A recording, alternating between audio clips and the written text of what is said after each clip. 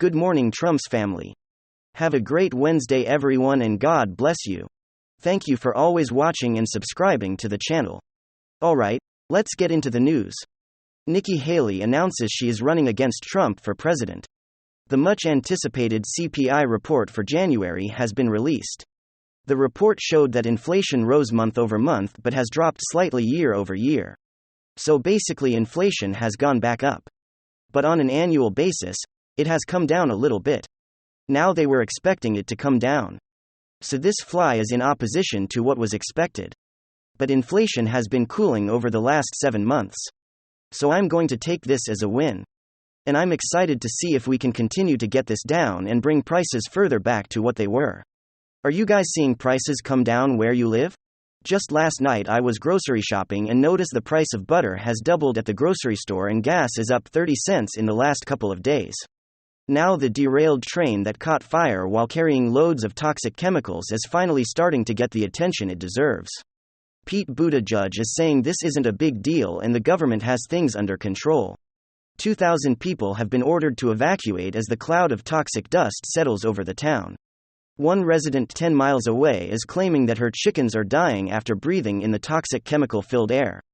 But shockingly, residents are being told you're allowed to return back home.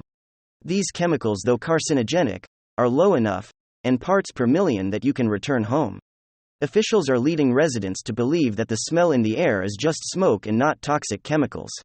So take your family and go back home. Now, if you lived in this area, are you cautious? Are you moving back home? I mean, I don't know, I would be very, very nervous based on the toxic chemicals in the area to return home. But the government seems to believe this is no big deal. Like this is just one more thing that Pete Buttigieg says we're gonna get it better. We're gonna get it better. So I don't know, but let me know what you guys would do if you were in this situation. Former governor of South Carolina and U.S. Ambassador Nikki Haley is now the first person to formally challenge Donald Trump in the Republican 2024 presidential race. Despite previously claiming that she would not challenge Trump, she appears to have changed her mind and made the announcement. Trump himself seemed a bit upset and stated Vicky has to follow her heart, not her honor. Despite the criticism, Nikki has stated, "I don't think you need to be 80 years old to be a leader in D.C. I think we need a young generation to come in, step up and really start fixing things." So she's very optimistic, but we'll see how she does. Once she has to go up against Trump and possibly run to Santos. She's already not doing very well in the polls. But let me know your thoughts down below. Would Nikki Haley be a good president of the United States? And do you think she even has a chance at winning? Like, is this really just her throwing her hat in the ring to potentially be picked as vice president? Should Trump win or whoever wins? Or is she setting herself up for a presidential run when Trump isn't involved in 2028? Let me know your thoughts down below. Alright folks, Ukraine is under massive attack from the Russian army in the area of Bakhmut. Russia is coming at Ukraine like an army of zombies. According to Ukrainian military men, the battles are hours long, and the people just keep coming and coming and coming to the point where the Ukraine military had to actually blow up their own bridge in order to slow down Putin's military advancements. Now, one NATO leader said he's worried that this could get worse, much worse, as Russia continues to increase their army personnel and their weapons supply at a rate faster than all NATO nations combined.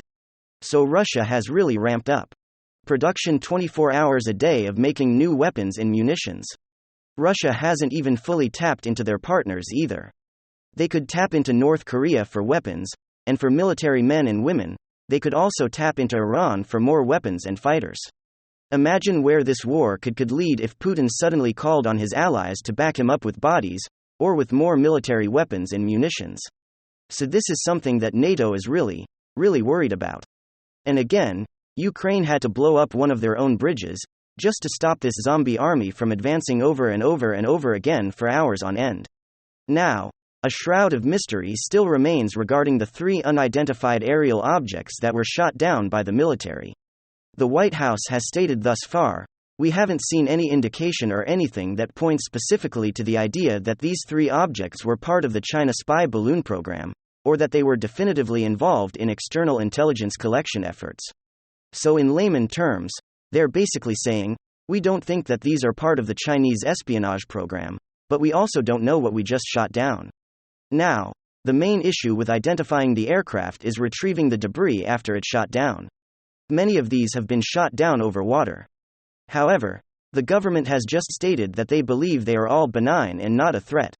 National Security Council spokesman John Kirby stated, "Given that we've been able to ascertain thus far, the intelligence community considering again, as a leading explanation, that these could just be balloons tied to some commercial or benign purpose.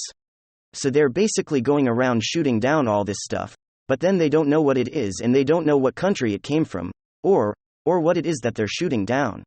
Now, Edward Snowden, the famed Intel whistleblower who exposed that the United States government was spying on its own citizens, has stated it's not alien. I wish it were alien, but it's not alien. It's just the old engineered panic and attractive nuisance ensuring net SEC reporters get assigned to investigate balloon BS. So basically, he's saying this whole thing is a giant distraction so that you don't see how much the government is spending or where they're dropping bombs. The entire thing is engineered panic to get you distracted. Sadly, I think this might all just be a show of force to make the military and our sitting president look tough after being thoroughly embarrassed on now national television by China. So I don't know, let me know your thoughts down below. What do you think is really going on? Why are they shooting these things down? What are they? Why are they not telling us what they are? The whole thing is very, very suspicious. But again, my gut tells me these aren't UFOs from extraterrestrial planets. This is probably a show of force in order to make the president look better after being embarrassed by China. And then, some significant news: according to former President Donald Trump, Ron DeSanctimonious will give this presidential thing a chance. So he's going to run. According to President Trump, he's going to run. DeSantis is going to run for president. Now, this might seem unimportant to a lot of people. I don't think that it is an obstacle to Trump. I think that he'll defeat DeSantis. I find it interesting that Trump stated he will give this presidential run a chance. So all the fake news is reporting that I spend large amounts of my time coming up with a good nickname for Ron DeSanctimonious, who is obviously going to give the presidential thing a shot. They are all 100% wrong. I don't even think about it. And very, very unimportant subject to me. So here's what I think will happen. DeSantis is probably going to jump into the presidential contest and try to primary Trump. He knows that he's not going to be able to win. There's nobody right now even indicted. They can come close to even an indicted Donald Trump will easily win the Republican primary, or there's a primary which there will be. He'll become nominee. People will understand that the Democrats' loyalists within the United States government, prosecutors who are all liberal Democrats, never Trump heirs, are desperate to get Trump on something because they were not able to do so. For 7 years, the Mueller probe was a complete failure. You have the investigations in D.C., in New York, in Georgia, which might lead to an indictment simply because they want the endless media coverage. So Trump did not commit a crime. He's probably the least corrupt politician. You look at Clinton with servers. Imagine if Trump had servers.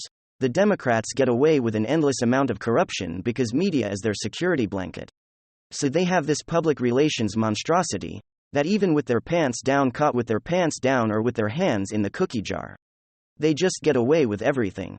So imagine if one of Trump's sons had a laptop with incriminating emails showing that decisions were made because of pay-to-play financial schemes. Imagine if there was a laptop with emails. That's where you had how can you use your influence on the company's behalf. You had one Democratic congressman who said I was the lead impeachment. Utterly. The impeachment didn't even get him on a crime. Bill Clinton was impeached because of perjury. And a show nothing Trump did was an actual crime. You had the president of that country stating categorically Trump did not do what he was accused of doing. He did not leverage or force anyone to investigate Biden or withhold any assistance.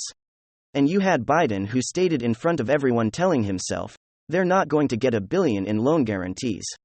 Unless they forced out a prosecutor. It was not Biden's job to force out a prosecutor, even the people he was speaking to, an intimidating stay. You don't have the authority to do so. And then he said, well, go ask the president. If you don't fire that prosecutor, you will not get $1 billion in loan guarantees. And so this Democratic congressman said that's not true. I was the lead prosecutor in the first impeachment, and we proved that Biden only did so because that prosecutor wasn't rooting out corruption. They did nothing. These are the people who claim, who talk about truth and information that misinforms. They absolutely did not prove that Biden did anything other than force out a prosecutor, because people think that the prosecutor was corrupt.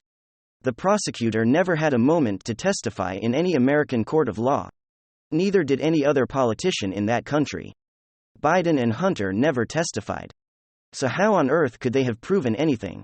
And furthermore, there was in 2019, the New York Post hadn't broken the story about Hunter's emails, where you had clear violations of the law and there weren't 150 suspicious activity reports in financial institutions.